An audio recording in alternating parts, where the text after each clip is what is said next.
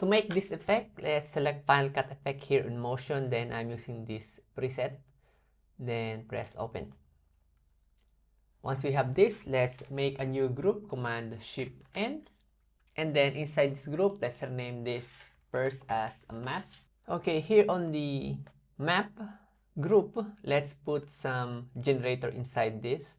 So go to the generators and then look for one color ray. So this one.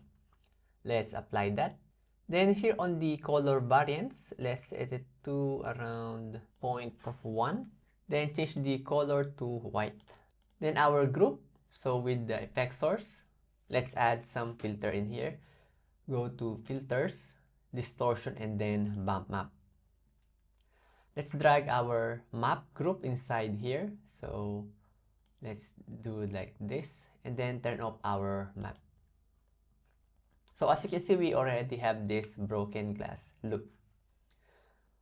I will change the controls to horizontal and vertical scale and check repeat edges.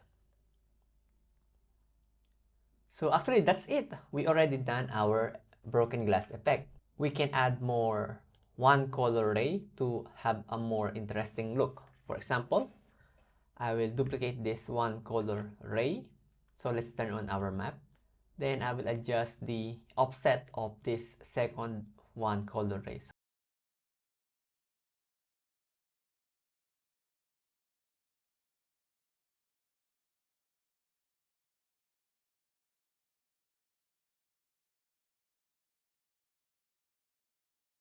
Let's turn up our map or our map group, and then here on the bump map, let's publish this one. So let's publish the horizontal and vertical scale. And then let's publish this effect. So Command S, let's make a new category. Motion time broken glass. Okay. Then just publish. One more thing, let's add some poster frame. So around here, Shift M, then poster frame. Save it again. Now let's head to Final Cut Pro. I have my footage now here on the timeline. Let's go to Effects. Then let's look for our effect that we have made. So motion time broken glass. Let's drag it onto our timeline.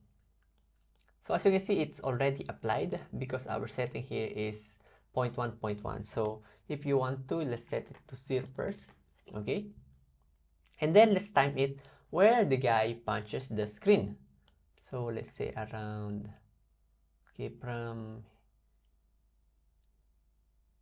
from here. So let's say from here, let's add some keyframes. Then around 10 frames forward.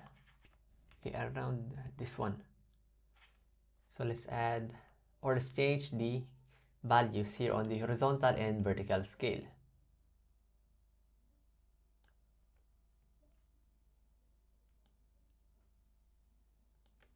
Okay.